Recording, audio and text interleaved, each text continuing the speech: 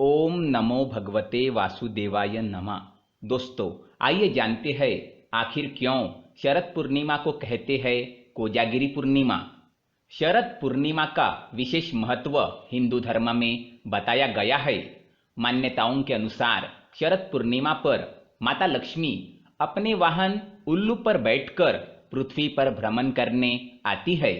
परंपरा के अनुसार कई लोग शरद पूर्णिमा में घर की छत पर खीर भी रखते हैं, क्योंकि इस दिन चंद्रमा की पूजा विशेष तरह से की जाती है और इसकी रोशनी में खीर रखने का खास महत्व होता है।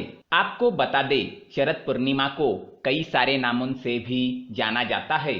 शरद पूर्णिमा को कोजागिरी पूर्णिमा भी कहते हैं, लेकिन ऐसा क्यों कहते हैं तो आइए जानते हैं। शरद पूर्णिमा को कोजागरी पूर्णिमा, रास पूर्णिमा, लौकी पूजा और कौमुदी व्रत के नाम से भी जाना जाता है।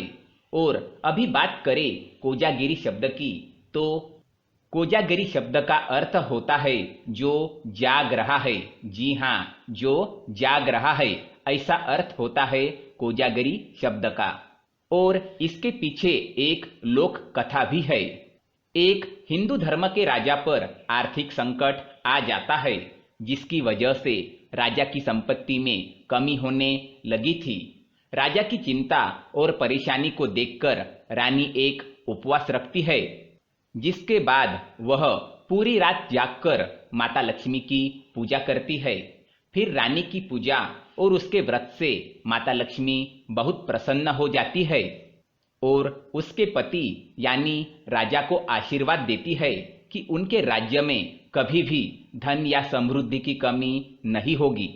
इस वजह से भी कई लोग शरद पूर्णिमा की रात को जागरण भी करते हैं। आपको बता दें कि कुछ पौराणिक कथाओं के अनुसार सागर मंथन के समय देवी लक्ष्मी शरद पूर्णिमा के दिन ही समुद्र से उत्पन्न हुई थी। इस वजह से भी इस पूजा का विशेष महत्व होता है।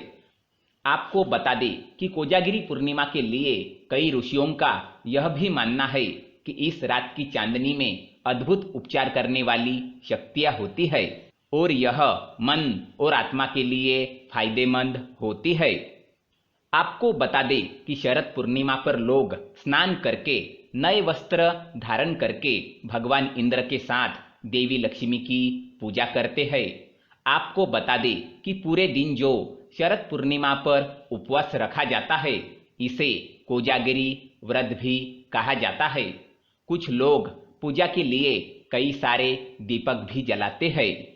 शरद पूर्णिमा की रात पर चांदनी को अमृत वर्षा भी कहा जाता है, इसलिए लोग शाम के समय दूध और चावल की खीर बनाते हैं। शरद पूर्णिमा पर चंद्रमा की किरणों में खीर रखने की बहुत पुरानी परंपरा होती है। कई लोग चंद्रमा की पूजा भी करते हैं।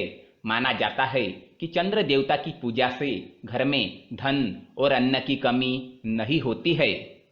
धन्यवाद।